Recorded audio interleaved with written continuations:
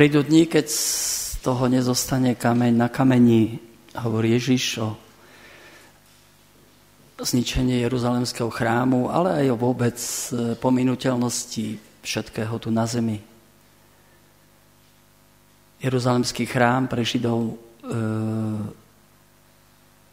centrálne miesto, kde prebýva Boh, sväté miesto, niečo, o čom nemali pochyb, že by to malo byť zničené. Predsa v roku 70 po Kristovi Rímania zničili, zrovnali a potom ešte ďalší ho úplne rozbili.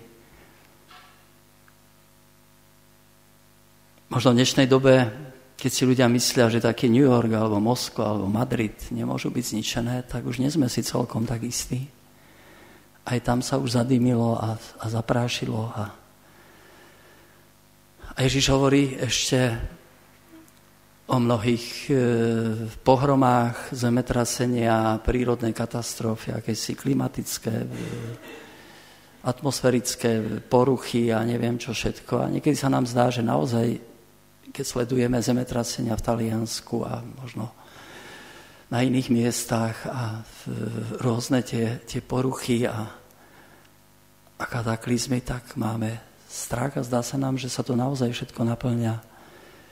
Akoby Ježiš hovorí, že čím bližšie k záveru, tým bude ťažšie, tým akoby to zlo naberalo na sile. To zlo, ktoré prichádza akoby z prírody, ale tiež zlo, ktoré sa rodí v ľuďoch. Prídu mnohí a budú zvádzať a budú vás prenasledovať a vlastní rodičia budú, neviem, deti zrádzať a podobne. A čo teraz s tým?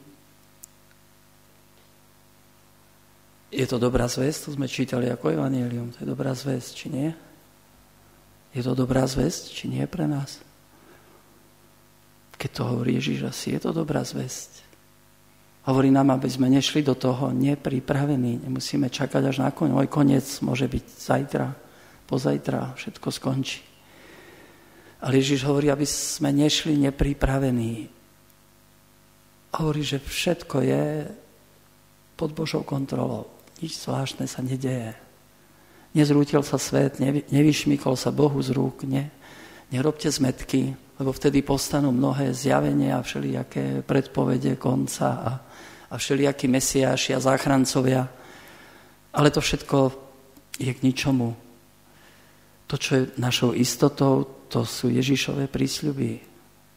To je to, čo nám hovorí, ani vlas sa vám z hlavy nestratí. Nebojte sa.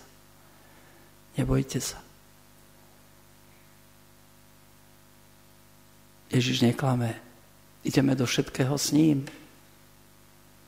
Nakoniec my sme pokrstení, my patríme Bohu. Boh si nás vzal za svojich. Byť pokrstený, to znamená, ako muž si zoberie ženu, tak Boh si nás vzal všetkých za svojich a si ich chráni ako svoje deti.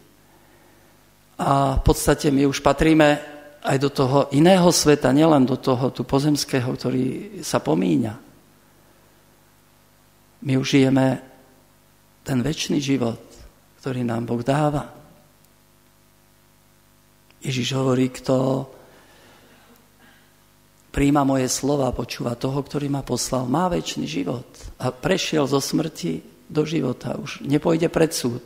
My už sa toho súdu nemusíme, viete, tak nejako ľakať. My sme už prešli zo smrti do života. Ak sme naozaj veriaci, ak žijeme s Kristom. S ním sme vstali z mŕtvych a ten večný život to nie je, že teraz skončí čosi to a potom začne. Ak je večný, tak je stále, tak je tu. Tak ja svojím spôsobom žijem ten večný život. A tak už nie je celkom podstatné pre mňa to, že aké katastrofy sa dejú alebo udejú, ale to, či som blízko Krista, či som s ním, či prijímam toto jeho víťazstvo na kríži, nad hriechom, nad všetkým zlom. Ak je on v mojom srdci a ja sa snažím byť s ním, tak v podstate ešte s radosťou očakávam ten deň jeho súdu, ako sa to píše v tom žalme, sme trošku iný prečítali. Pán príde súdiť všetky národy. A jasajú stromy, lesa, rieky, všetko sa teší, raduje, lebo Pán prichádza. Konečne nastáva ten správny svet, ktorý bude na veky, nové nebo a nová zem. Dôležité je pre nás vedieť, že ten Herodesov chrám, ktorý bol pýchou a skvostom sveta, bol zničený.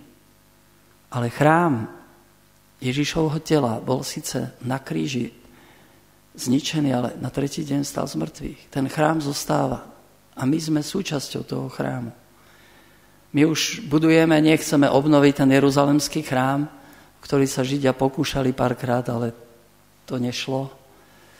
Ale my budujeme aj dnešným stretnutím, aj touto omšou, aj každou spoveďou, budujeme ten chrám Kristovho tela. On je základom, to víťazstvo je položené a my sme v podstate už vo víťaznom mužstve, viete. My už len musíme dohrať nejak ten zápas, ale v podstate sme za vodou už.